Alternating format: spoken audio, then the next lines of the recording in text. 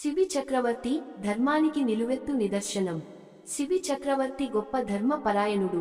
ప్రజలను రక్షించటమే తన జీవిత ధ్యేయంగా ఉంచుకుని దయ, న్యాయం, త్యాగానికి మారుపేరుగా నిలిచాడు.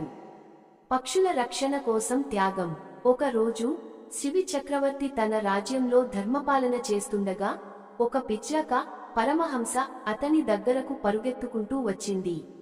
అది భయంతో వణుకుతూ, మహారాజా, నన్ను రక్షించండి, ఒక గరుడపక్షి నా ప్రాణాలకు భయం కలిగిస్తోంది అని వేడుకుంది.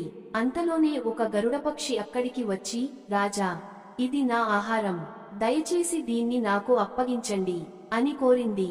శిబి చక్రవర్తి తాను ధర్మరాజు కాబట్టి రక్షణ కోసం వచ్చిన ఏ జీవికైనా అండగా ఉండాలని నిర్ణయించుకున్నాడు.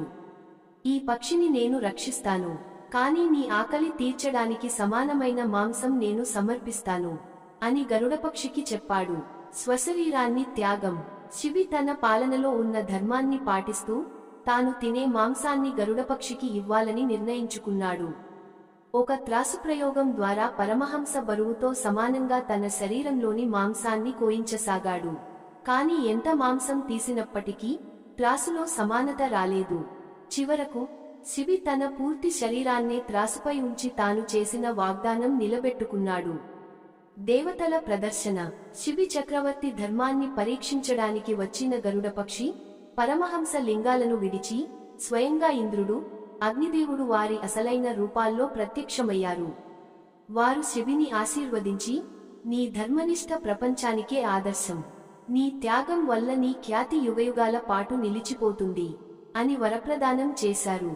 ఈ కథ ద్వారా ధర్మాన్ని కాపాడే వారిని దేవతలు కూడా కాపాడతారు అని స్పష్టమవుతుంది. శిబి చక్రవర్తి తన ప్రాణాలను కూడా పక్షి కోసం త్యాగం చేయడం, నిజమైన ధర్మాన్ని పాటించడం ఎంత గొప్పవో మనకు నేర్పుతుంది.